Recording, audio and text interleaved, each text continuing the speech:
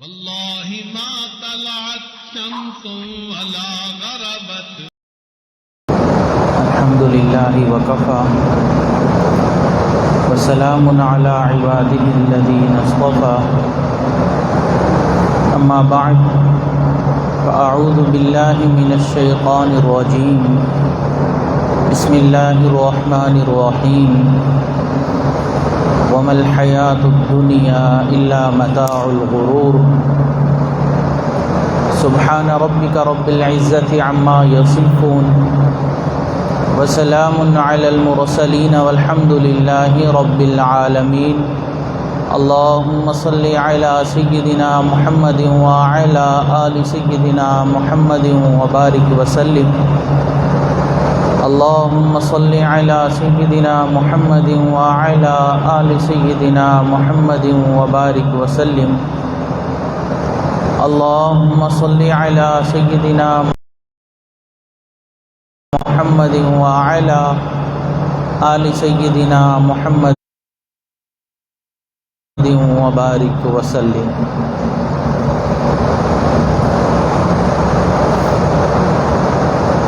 انسان درخت نہیں کہ کھڑا رہے، پتھر نہیں کہ پڑا رہے، یہ تو اشرف المخلوقات ہے، اسے چاہیے کہ یاد الہی میں لگا رہے.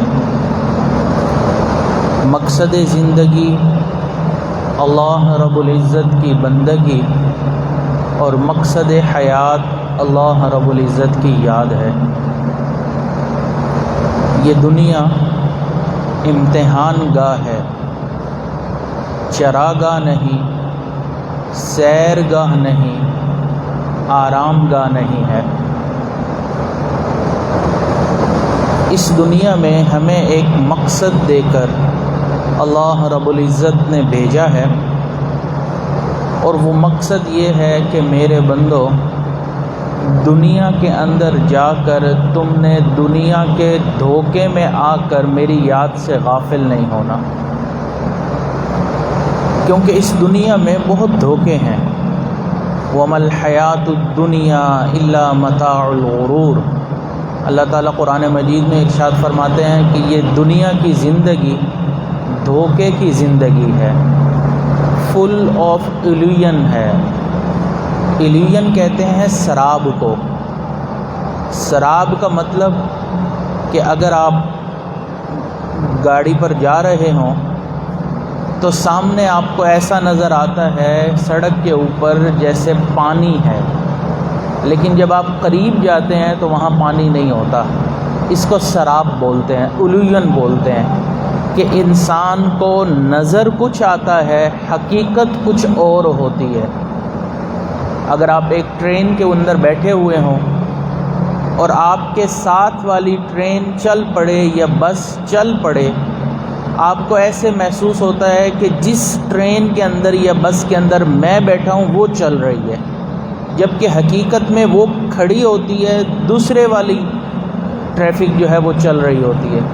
تو اس کو سراب بولتے ہیں، ایلیوژن بولتے ہیں.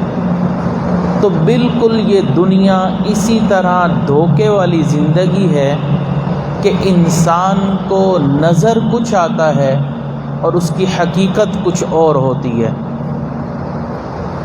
اسی وجہ سے انسان کئی دفعہ اس دھوکے میں آ جاتا ہے تو اعمال سے بھی محروم ہو جاتا ہے، کیونکہ اس کو دھوکہ لگ جاتا ہے. اس لیے کامیاب انسان وہ ہے جو اس دنیا کے دھوکے سے بچ کر اپنے اعمال کو اور اپنے ایمان کو بچا کر اس دنیا سے چلا جائے.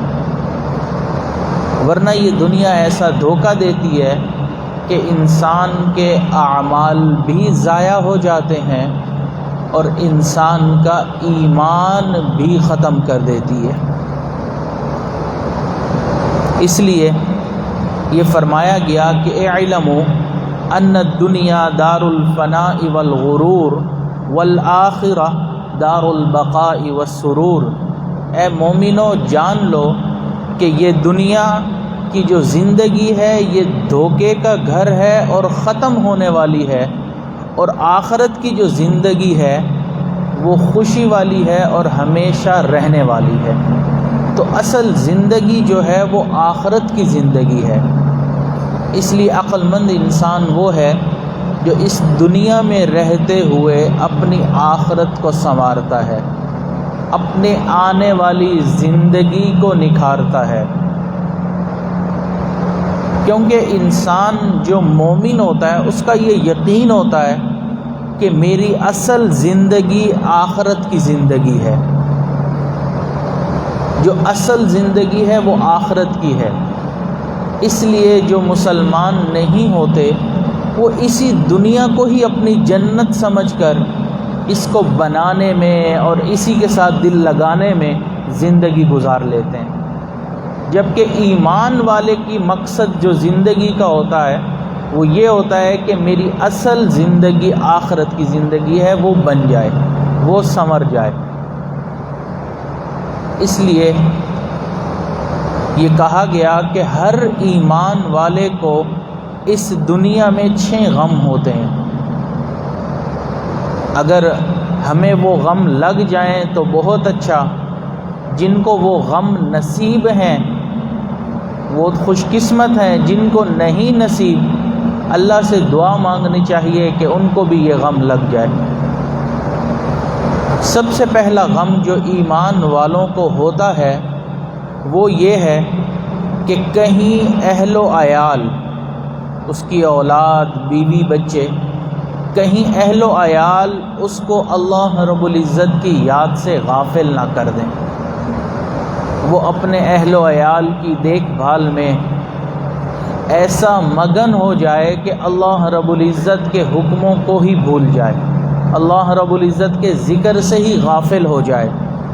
اللہ تعالیٰ نے قرآن مجید میں ارشاد فرمایا، یا ایھا الذین آمنوا لا تلہکم اموالکم ولا اولادکم عن ذکر اللہ، اے ایمان والو تمہاری بیوی اور تمہاری اولاد کہیں تمہیں اللہ کی یاد سے غافل نہ کر دیں۔ اب آپ دیکھیں کئی لوگ رشوت لیتے ہیں، کیوں؟ بھئی ہماری زندگی تو گزر گئی، ہم رشوت اس لیے لیتے ہیں کہ ہم اپنی اولاد کے لیے کچھ بنا کے چلے جائیں، جھوٹ بولتے ہیں، سود لے رہے ہوتے ہیں، اور کہنا کیا ہوتا ہے کہ ہم اپنی اولاد کے لیے کر رہے ہیں۔ بیوی فرمائشیں ایسی کر دیتی ہے کہ اس فرمائش کو پورا کرنے کے لیے اس انسان کو پھر غلط طریقے سے مال کمانا پڑ جاتا ہے، تو اللہ کی یاد سے غافل ہو گیا نا، اللہ کے حکموں کو توڑ دیا نا۔ تو اس لیے فرمایا کہ اے ایمان والو تمہاری اولاد اور تمہارے گھر والے تمہیں اللہ کی یاد سے غافل نہ کر دیں۔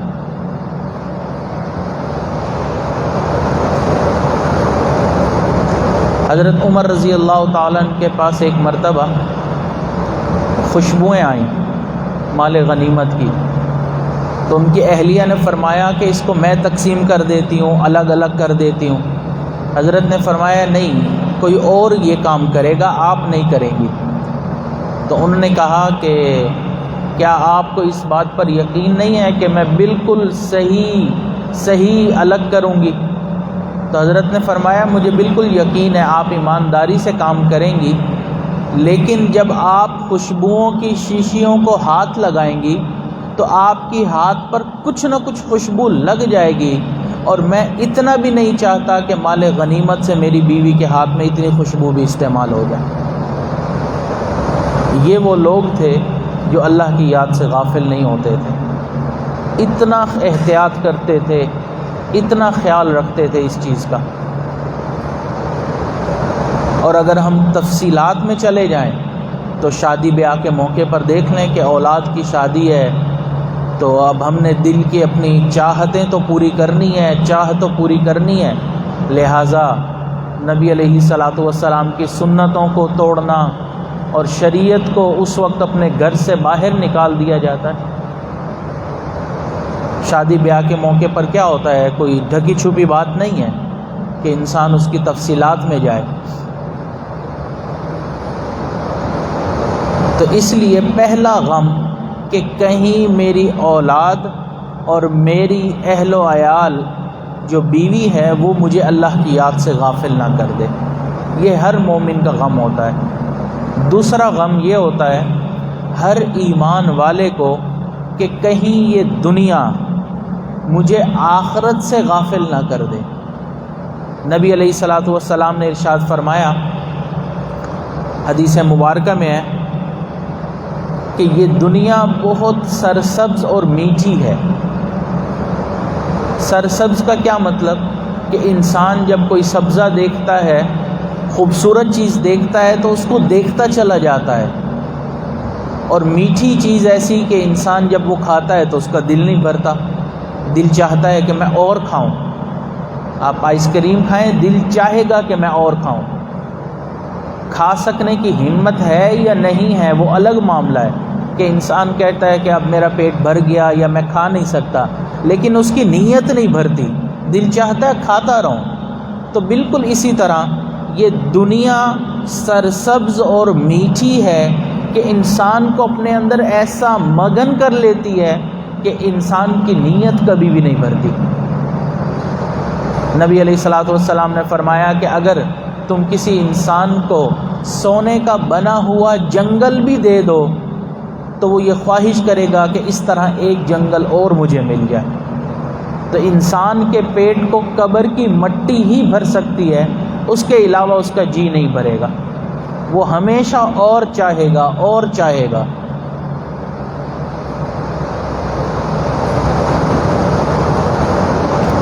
چلیں یہاں ایک تھوڑی مزے کی بات بھی سن لیں، اب یاد آئی گئی ہے۔ ایک آدمی ایک اللہ والے کے پیچھے لگ گیا کہ حضرت دنیا میں کھانے پینے کو کچھ نہیں ہے تو میں چاہتا ہوں کہ مجھے کچھ مل جائیں، کچھ پیسے مل جائیں۔ تو انہوں نے فرمایا خدا کے بندے میں تمہیں کہاں سے دوں؟ بس وہ پیچھے لگا رہا کہ حضرت کوئی کرامت ہی ہو جائے۔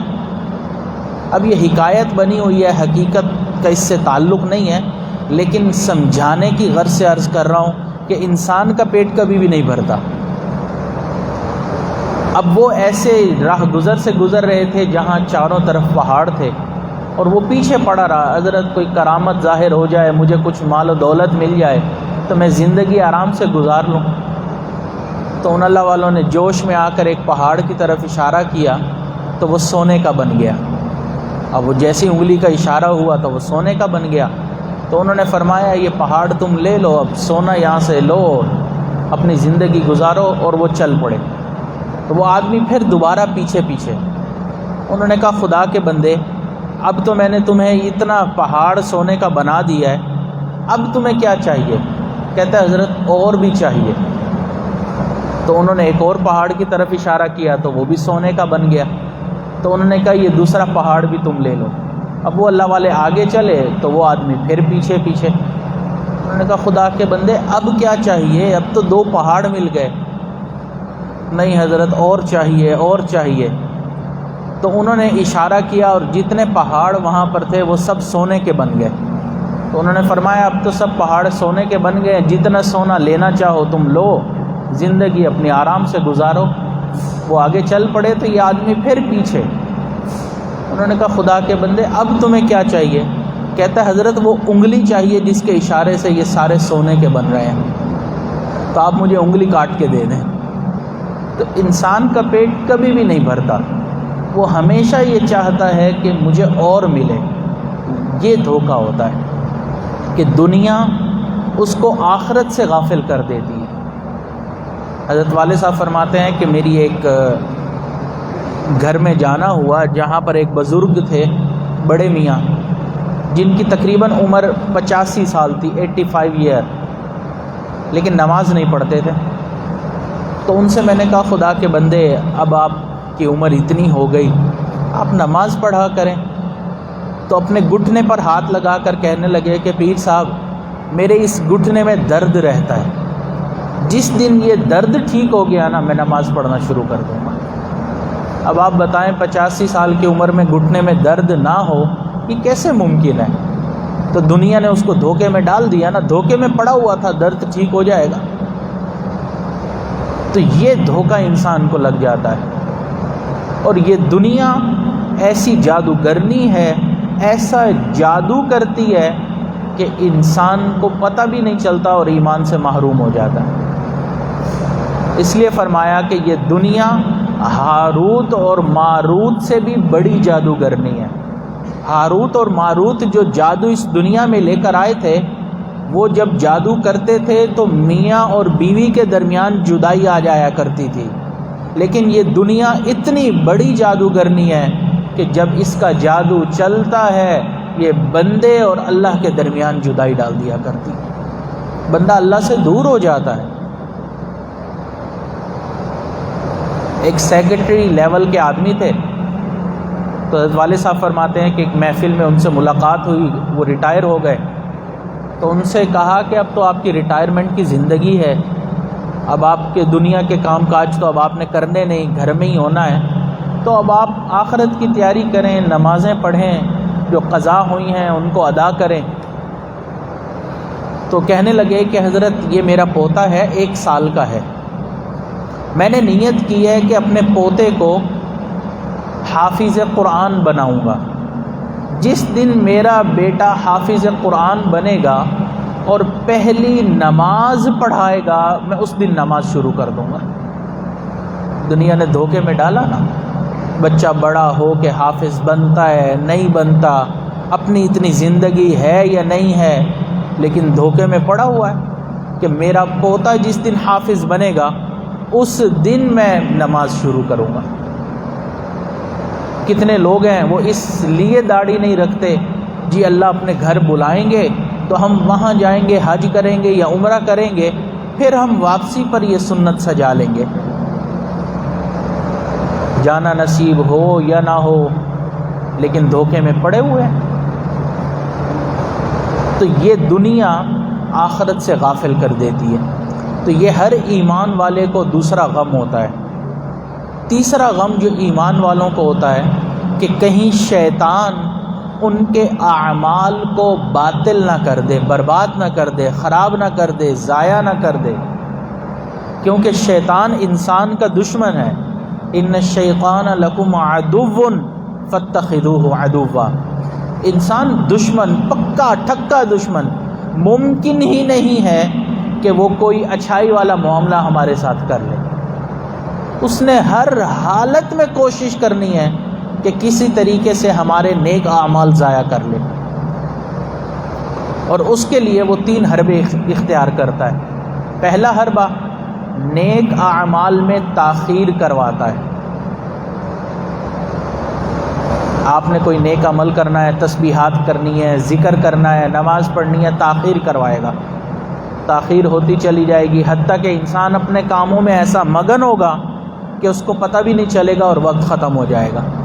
تو جب تاخیر ہوگی تو اعمال ضائع ہو جائیں گے، کیونکہ وقت نہیں رہا۔ تو یہ اس طرح کرتا ہے، یا کئی دفعہ ذہن میں ڈالتا ہے کہ میں یہ والا کام آج کی بجائے کل کر لوں گا، وہ کل کرتے کرتے وہ انسان کے ایک دن آتا ہے کہ کل آتی ہی نہیں ہے۔ تو پہلا حربہ شیطان کا ہوتا ہے کہ وہ انسان کے اعمال میں تاخیر کرواتا ہے۔ ایک بزرگ تھے، وہ بیت الخلاء گئے غسل کرنے کے لیے، تو ابھی پورے کپڑے نہیں اتارے تھے کہ اندر سے ہی اپنی اہلیہ کو آواز دینے لگے۔ تو اہلیہ قریب آئیں، پوچھا کہ کوئی ضرورت ہے دروازے سے، تو انہوں نے فرمایا کہ میں نے جو فلاں قمیض رکھی ہوئی ہے اپنے کمرے کے اندر، اس کی جیب میں اتنے پیسے ہیں، آپ وہ نکال کر صدقہ کر دیں۔ تو انہوں نے کہا ٹھیک ہے، وہ صدقہ تو میں کر دیتی ہوں، لیکن اتنی بھی کیا جلدی تھی، آپ غسل کر لیتے، بعد میں آ کر خود ہی نکال کے دے دیتے۔ تو انہوں نے فرمایا کہ میرا ارادہ تو یہی تھا کہ میں غسل کے بعد باہر آؤں اور اس کے بعد میں وہ پیسے نکال کے صدقہ کر دوں، لیکن جیسے ہی میں بیت الخلاء آیا میرے ذہن میں آیا کہ ہو سکتا ہے مجھے یہی موت آ جائے، تو میں نے سوچا اس سے پہلے میں صدقہ ہی کر جاؤں۔ تو یہ اللہ والے ایسے ہوتے ہیں، عمل میں تاخیر نہیں کرتے ہیں۔ اگر کوئی نیک عمل ہے تو فوراً کرتے ہیں، وہ قدم اٹھا لیتے ہیں، ہم تاخیر کرتے رہتے ہیں، اس لیے وہ عمل ضائع ہو جاتا ہے۔ اور دوسرا حربہ شیطان کا وہ یہ ہے کہ وہ انسان کے اعمال میں وسوسے ڈالنا شروع کر دیتا ہے، اس کو اعمال یکسوئی سے کرنے ہی نہیں دیتا۔ کتنے لوگ ہیں وہ آ کے یہ شکایت کرتے ہیں کہ ہم نماز کے لیے کھڑے ہوتے ہیں تو عجیب و غریب خیالات آنا شروع ہو جاتے ہیں، ہم مراقبے کے لیے اپنے سر جھکاتے ہیں، جو خیالات باہر نہیں آتے وہ مراقبے کے اندر آ رہے ہوتے ہیں، کیونکہ ظاہری بات ہے شیطان دشمن ہے، وہ تو نہیں چاہے گا کہ یہ اللہ کے ذکر میں بیٹھے، اللہ کی یاد میں کھڑا ہو، تو وہ تو وسوسے ڈالے گا،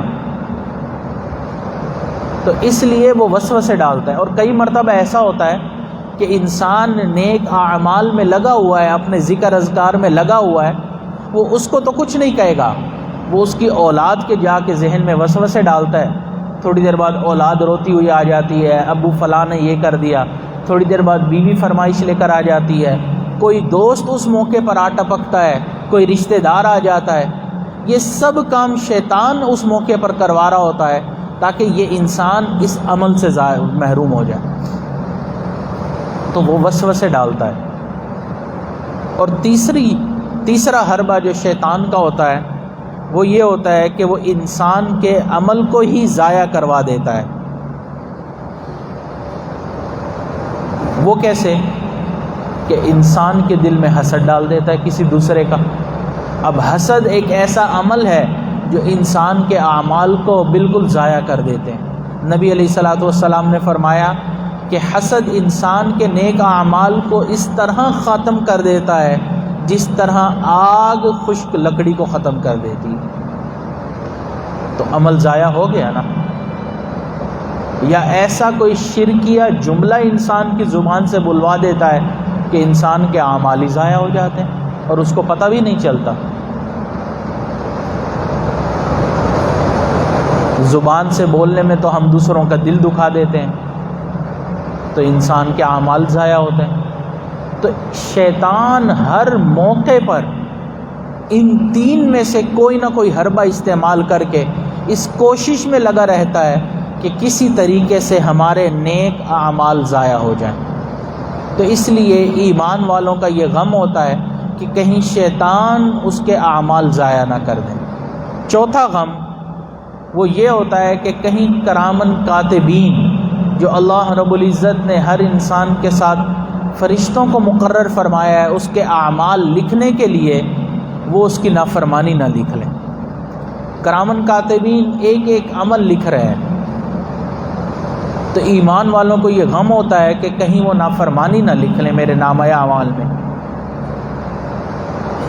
اس لیے نبی علیہ الصلوۃ والسلام نے فرمایا کہ کرامن کاتبین جب کوئی انسان گناہ کرتا ہے تو دوپہر تک تقریباً 6 سے 8 گھنٹے انتظار میں رہتے ہیں کہ شاید یہ شخص توبہ کر لے۔ اگر وہ اس دوران سچی توبہ کر لیتا ہے تو اس کے نامہ اعمال میں گناہ لکھا ہی نہیں جاتا، لیکن اگر توبہ نہیں کرتا تو پھر اس کے نامہ اعمال میں گناہ لکھ لیا جاتا ہے، اس کو مہلت دی جاتی ہے توبہ کرنے کے لیے، استغفار کرنے کے لیے، لیکن انسان ایسا غافل ہوتا ہے کہ وہ توبہ ہی نہیں کرتا۔ تو اس لیے یہ غم رہتا ہے کہ کہیں کرامن کاتبین کوئی گناہ نہ لکھ لیں۔ حضرت امام ربانی مجدد الفسانی رحمۃ اللہ علیہ اپنے مکتوبات میں فرماتے ہیں کہ اس امت میں ایسے بھی نیک اللہ والے گزرے ہیں کہ جن کے گناہ لکھنے والے فرشتے کو 20 سال تک گناہ لکھنے کا موقع ہی نہیں ملا۔ کیا مطلب کہ وہ فرشتے بن گئے تھے، معصوم ہو گئے تھے؟ نہیں، انسان ہی تھے، لیکن اگر ان سے بالفرض و تقدیر کوئی بتقاضۂ بشریت گناہ ہو جاتا تو جب تک اس کو معافی کے ذریعے اللہ سے معاف نہیں کروا لیتے تھے اس وقت تک وہ چین سے نہیں بیٹھتے تھے۔ ان کو چین ہی نہیں آتا تھا کہ یہ نافرمانی ہمارے نامہ اعمال میں لکھی ہوئی کیوں ہے، ہمیں اللہ سے یہ معاف کروانی ہے۔ اور آج ہم بڑے بڑے بلنڈر کر کے بھی اطمینان سے سو رہے ہوتے ہیں۔ ہمارے اکابرین نیک اعمال کر کے بھی روتے تھے کہ معلوم نہیں اللہ کی بارگاہ میں قبول ہو یا نہ ہو، تو ہمارے اکابرین نیکیاں کر کے بھی روتے تھے اور ہم بڑے بڑے گناہ کر کے بھی نہیں رو رہے ہوتے، اور یہ سمجھتے ہیں کہ ہم زندگی بہت نیکوں والی گزار رہے ہیں، قیامت کا دن ہوگا، جنت کے 8 دروازے ہمارے نام لے کر پکاریں گے کہ ہمارے اندر سے داخل ہو جائیں۔ ہم اپنے اوپر اتنا خوش فہمی میں مبتلا ہوتے ہیں، اپنے اعمال کے اوپر، اپنے کاموں کے اوپر۔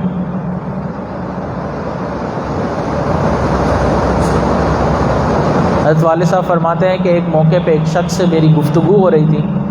وہ انسان جو نمازیں بالکل نہیں پڑھتا تھا، روزے، حج، زکوٰۃ، کوئی فکر نہیں تھی اس کو کہ میں نے کوئی دین میں بھی آگے بڑھنا ہے، آخرت بھی سنوارنی ہے۔ تو اس سے حال چال پوچھا کہ آپ کا کیا حال ہے، تو آگے سے کہنے لگا بس جو گزر جائے اس پر واہ واہ ہے۔ انسان اتنا غافل ہو جاتا ہے کہ وہ اپنے گناہوں والی زندگی پر بھی کہہ رہا ہوتا ہے واہ واہ ہے۔ حالانکہ شرمندہ ہونا چاہیے، توبہ کرنی چاہیے، لیکن نہیں۔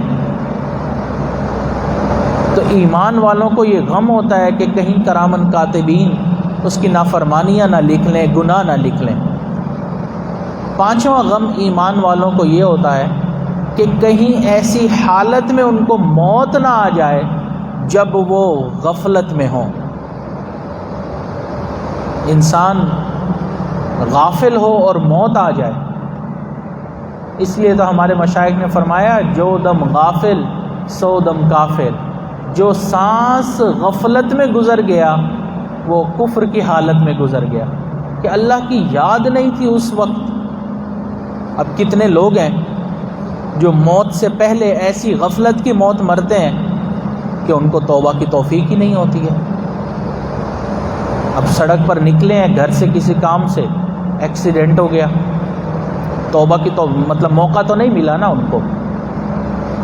چھت گر جاتی ہے، بلڈنگ کو آگ لگتی ہے، کتنے لوگ جل کے فوت ہو جاتے ہیں۔ تو غفلت کی موت آ جاتی ہے انسان کو، اچانک موت آ جاتی ہے، یعنی کہ اس کو توبہ کی مہلت ہی نہیں ملتی ہے۔ کہ انسان بیمار ہے، اس کو پتہ ہے کہ میں بیمار ہوں تو وہ توبہ کر لے گا، لیکن ایک انسان اچانک چھت سے گرتا ہے اور فوت ہو جاتا ہے، اس کو تو اندازہ بھی نہیں ہوتا۔ تو غفلت میں کہیں موت نہ آ جائے، وہ اس غم میں مبتلا رہتے ہیں ایمان والے۔ آج کل کتنے نوجوان ہیں جو ایسی پارٹیز میں جا رہے ہوتے ہیں، ایسی جگہوں پر جا رہے ہوتے ہیں جہاں پر شراب، شباب اور گانے اور میوزک یہ عام ہوتی ہے۔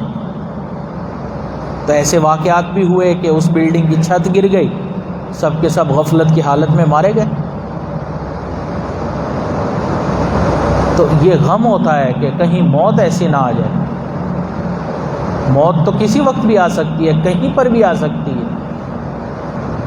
کراچی کا ایک نوجوان تھا، کام کرتے کرتے اچانک بلڈنگ کی 5ویں منزل سے نیچے گرا۔ اللہ کی شان کے بالکل ٹھیک ہوا، مطلب مرا نہیں، اور کوئی ایسی اس کو چوٹ بھی نہیں آئی بڑی۔ خیر سب لوگ رشتہ دار اس کو مبارکباد دینے کے لیے آئے کہ اللہ نے نئی زندگی دی ہے، تو وہ خوش ہو گیا کہ چلو الحمدللہ اللہ نے مجھے بچا لیا۔ 2 دن کے بعد اس کے کچھ دوست آئے اور انہوں نے آ کے کہا کہ بھائی تمہیں مبارک ہو، تمہیں نئی زندگی ملی، 5ویں منزل سے گرے اور بچ گئے، تو ہم تو ایسے ہی نہیں جائیں گے، ہم تو منہ میٹھا کر کے جائیں گے۔ تو وہ کہنے لگا کہ میرے گھر کے بالکل سامنے مٹھائی کی دکان ہے، میں ابھی لے کر آتا ہوں۔ تو وہ گھر سے نکلنے لگا تو اس کی بیوی نے فرش دھویا ہوا تھا، تو وہ جو گیلے فرش کے اوپر اس کا پاؤں پڑا، وہیں پر سلپ ہوا، سر کے بل گرا اور وہیں مر گیا۔ تو موت کا یہ ہے کہ انسان 5ویں منزل سے گرتا ہے، نہیں مرتا۔ اب جب موت یقینی ہوتی ہے، عام طور پر انسان 4تھی منزل سے گر جائے تو بچتا نہیں ہے، یہ تو 5ویں منزل سے گرا تھا۔ تو دیکھیں اللہ کی شان۔ لیکن جہاں پر موت کا خیال بھی نہیں تھا، وہیں فرش کے اوپر کھڑے کھڑے گرا اور وہیں اس کو موت آ گئی۔ تو اس چیز سے انسان کو ڈرنا چاہیے، کہیں موت غفلت کی حالت میں نہ آ جائے، ایسی حالت میں کہ مجھے توبہ کا موقع ہی نہ ملے اور میں بغیر توبہ کیے، بغیر اللہ کو راضی کیے اس دنیا سے چلا جاؤں۔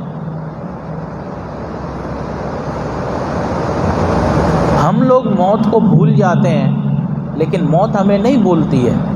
ہمارا ہر آنے والا دن ہمیں موت سے قریب لے کر جا رہا ہوتا ہے۔ دنیا کی ایک ایسی اٹل حقیقت ہے جس کا انکاری آپ کو پوری دنیا میں نہیں ملے گا۔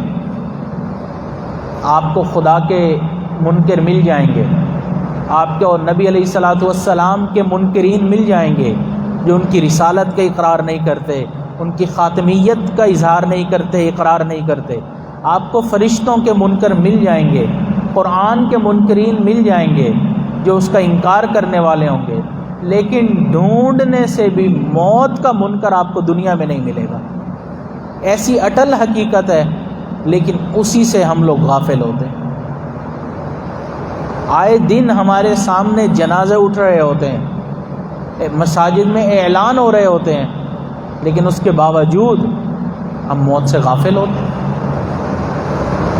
تو اس لیے اللہ والوں کو یہ غم ہوتا ہے کہ کہیں موت ایسے وقت میں نہ آ جائے کہ جب وہ غافل ہوں۔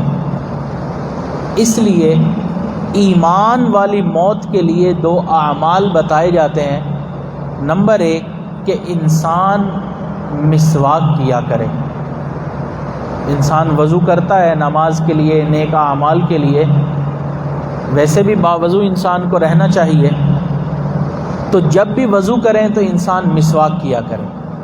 یہ مسواک ایک ایسی سنت ہے کہ جب انسان اس کے اوپر عمل کرتا ہے تو آخری وقت میں اللہ تعالیٰ اس کو کلمہ یاد دلا دیتے ہیں۔ حدیث مبارکہ میں ہے جو انسان مسواک کی پابندی کرتا ہے، جب اس کا آخری وقت آتا ہے تو جو فرشتے روح قبض کرنے کے لیے آتے ہیں، ایک تو اس کو بتا دیتے ہیں کہ ہم تمہارا آخری وقت آ گیا ہے، اور دوسرا اس کو کلمہ یاد دلاتے ہیں کہ اب تم کلمہ پڑھ لو تاکہ تمہاری روح قبض کر لی جائے۔ تو یہ مسواک کا کتنا فائدہ ہے، چھوٹا سا عمل لیکن فائدہ کتنا بڑا ہے۔ تو نمبر 1 ایمان کے اوپر موت کے لیے کہ انسان مسواک کی پابندی کرے۔ نمبر 2 انسان اللہ والوں کی صحبت میں آتا جاتا رہے، کیونکہ انسان دنیا میں جتنے بھی نیک عمل کر لے پھر بھی گارنٹی نہیں ہے کہ اللہ کے ہاں قبولیت ہوگی یا نہیں ہوگی، جنت ملے گی یا نہیں ملے گی، آخری وقت میں کلمہ نصیب ہوگا یا نہیں ہوگا۔ لیکن اللہ والوں کی صحبت، انسان باقی اعمال کے ساتھ اگر اس نعمت کو بھی حاصل کر لے، ان کی صحبت میں آ کر بیٹھنا، تو نبی علیہ الصلوۃ والسلام نے ارشاد فرمایا ہم رجال لا یشقى جلیسہم، ان کی صحبت میں بیٹھنے والا بدبخت نہیں ہوا کرتا۔ اور بدبخت کہتے ہیں اس انسان کو جس کو مرتے وقت کلمے کی توفیق ہی نصیب نہ ہو۔ تو یہاں نبی علیہ الصلوۃ والسلام گارنٹی دے رہے ہیں کہ جو اللہ والوں کی صحبت میں آتا ہے آخری وقت میں اللہ تعالیٰ اس کو ایمان کی موت عطا فرماتے ہیں۔ تو اس لیے یہ 5واں غم ایمان والوں کو ہوتا ہے کہ کہیں ان کی موت غفلت کی حالت میں نہ آ جائے۔ 6واں اور آخری غم ایمان والوں کو یہ ہوتا ہے، ہر ایمان والے کو، کہ کہیں کسی عمل پر اللہ تعالیٰ ناراض نہ ہو جائیں اور اللہ تعالیٰ کی جو خفیہ تدبیریں ہیں وہ اس کو ایمان سے محروم نہ کر دیں۔ اللہ تعالیٰ قرآن مجید میں ارشاد فرماتے ہیں سنستدرجہم من حیث لا یعلمون، یعنی کہ اگر لوگ اگرچہ نیکیاں کر رہے ہوتے ہیں لیکن ہم آہستہ آہستہ درجہ بدرجہ ان کو اتارتے ہیں اور ان کو اس چیز کا پتہ بھی نہیں چلتا ہے۔ اللہ تعالیٰ کی خفیہ تدبیر ایسے کام کرتی ہے کہ آہستہ آہستہ انسان نیک اعمال سے محروم ہو جاتا ہے، وہ اللہ کو ناراض کر بیٹھتا ہے اور اللہ تعالیٰ اس کو نیک اعمال سے محروم کر دیتے ہیں۔ ایک بزرگ کا واقعہ لکھا ہے، عالم کا،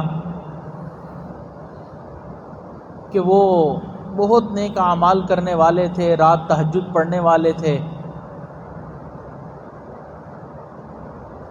لیکن ایک مرتبہ تقدیر غالب آئی اور کسی گناہ کے اندر ملوث ہو گئے۔ ان کے نیک اعمال بھی چلتے رہے، ساتھ میں وہ گناہ بھی چلتا رہا۔ اسی طرح کافی وقت گزر گیا، ایک دن وہ بیٹھے تھے، انہوں نے خیال میں یہ بات سوچی کہ اے اللہ آپ کتنے کریم ہیں، کتنے رحیم ہیں کہ میں یہ گناہ بھی کر رہا ہوں لیکن آپ نے مجھے اعمال سے محروم نہیں کیا، میں اسی طرح اعمال بھی کر رہا ہوں، تو آپ کتنے فضل والے رب ہیں۔ تو اللہ تعالیٰ نے الہام فرمایا کہ میرے بندے غور کرو، ہم نے تمہیں نیک عمل سے محروم کیا ہے لیکن تمہیں پتہ نہیں چل رہا۔ اب وہ حیران کہ ایسا کون سا عمل ہے جو میں پہلے کیا کرتا تھا لیکن اب نہیں کر رہا۔ کافی دیر غور کرنے کے بعد انہوں نے سوچا کہ واقعی جس دن سے میں اس گناہ میں ملوث ہوا ہوں، جو رات تہجد میں اللہ کے سامنے رو رو کر توبہ کیا کرتا تھا، معافیاں مانگتا تھا، اللہ کی محبت مانگتا تھا، وہ دعاؤں کے اندر رونا اللہ تعالیٰ نے مجھ سے چھین لیا۔ اب رونا ہی نہیں آتا، دعائیں تو ابھی بھی ہو رہی ہیں لیکن رونے کی توفیق چھن گئی ہے۔ سنستدرجہم من حیث لا یعلمون، اللہ ایسے اعمال ان سے کھینچتا ہے، ان کو درجہ بدرجہ اعمال ان سے لے لیتے ہیں کہ ان کو پتہ بھی نہیں چلتا، انسان کو خود پتہ نہیں چلتا کہ میں اعمال سے محروم ہو رہا ہوں۔ وہ سمجھتا ہے میری زندگی تو صحیح گزر رہی ہے، میں تو نیک اعمال کر رہا ہوں، لیکن اس کو یہ نہیں پتہ چلتا کہ اللہ تعالیٰ کس طرح اس کو محروم کر دیتے ہیں۔ تو اس لیے اللہ والے اس بات سے ڈرتے ہیں کہ کہیں اللہ تعالیٰ کی خفیہ تدبیر ان پر غالب نہ آ جائے اور وہ نیک اعمال سے اور ایمان سے محروم نہ ہو جائیں۔ نبی علیہ السلام نے فرمایا قرب قیامت میں تم دیکھو گے ایک وقت آئے گا کہ ایک شخص صبح اٹھے گا ایمان والا ہوگا، رات سونے کے لیے بستر پر جائے گا ایمان سے محروم ہوگا۔ ایسی اللہ کی تدبیر غالب آئے گی کہ ایمان سے ہی محروم کر دیا جائے گا۔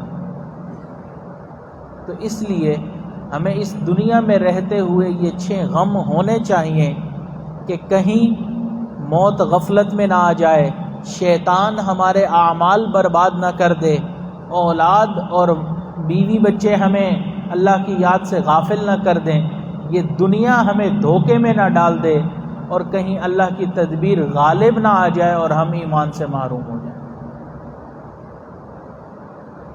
آخری بات عرض کر کے بات مکمل کرتا ہوں۔ امام احمد ابن حنبل رحمۃ اللہ علیہ کا واقعہ ہے، کتابوں میں لکھا کہ جب ان کا آخری وقت آیا تو ان کے شاگرد ان کے قریب بیٹھے ہوئے تھے، تو انہوں نے دیکھا کہ اب آخری وقت ہے تو ہمیں چاہیے کہ اونچی آواز میں کلمہ پڑھیں تاکہ ہمارے جو استاد ہیں وہ بھی کلمہ پڑھیں۔ تو اب شاگردوں نے کلمہ پڑھنا شروع کیا تو امام احمد ابن حنبل رحمۃ اللہ علیہ صرف فرماتے لا لا، اس کے آگے کچھ نہیں پڑھتے تھے۔ شاگرد وہ تھے حیران کہ کیا معاملہ ہے، کیا ماجرا ہے کہ حضرت آگے پورا کلمہ نہیں پڑھ رہے۔ تھوڑی دیر کے بعد طبیعت کے اندر کچھ بہتری آئی تو شاگردوں نے پوچھا کہ حضرت ہم کلمہ پڑھ رہے تھے، آپ صرف لا فرما رہے تھے۔ تو انہوں نے فرمایا کہ شیطان میرے پاس آیا تھا اور مجھے کہہ رہا تھا کہ احمد تم ایمان بچا کر دنیا سے جا رہے ہو، تو میں اس کو کہہ رہا تھا لا، جب تک آخری سانس بھی نہیں نکل جاتا میں تمہارے حملوں سے محفوظ نہیں ہوں۔ کیونکہ وہ آخری وقت تک کوشش کرتا ہے کہ انسان کسی طریقے سے ایمان سے محروم ہو جائے۔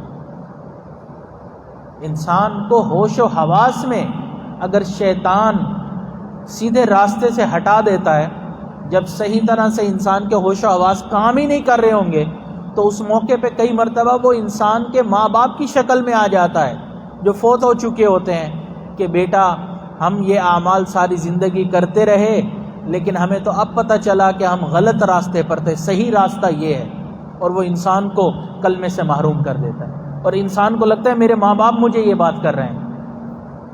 وہ اس طرح انسان کو محروم کرتا ہے۔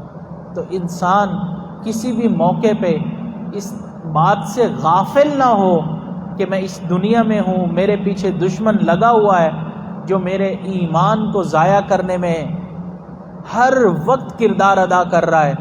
تو اللہ تعالیٰ سے دعا کرنی چاہیے اللہ تعالیٰ ہمیں ایمان والوں کے ساتھ زندگی عطا فرمائے، ایمان کے اوپر موت عطا فرمائے اور قیامت والے دن ہمارا حشر ایمان والوں کے ساتھ فرمائے۔ وآخر دعوانا ان الحمد للہ۔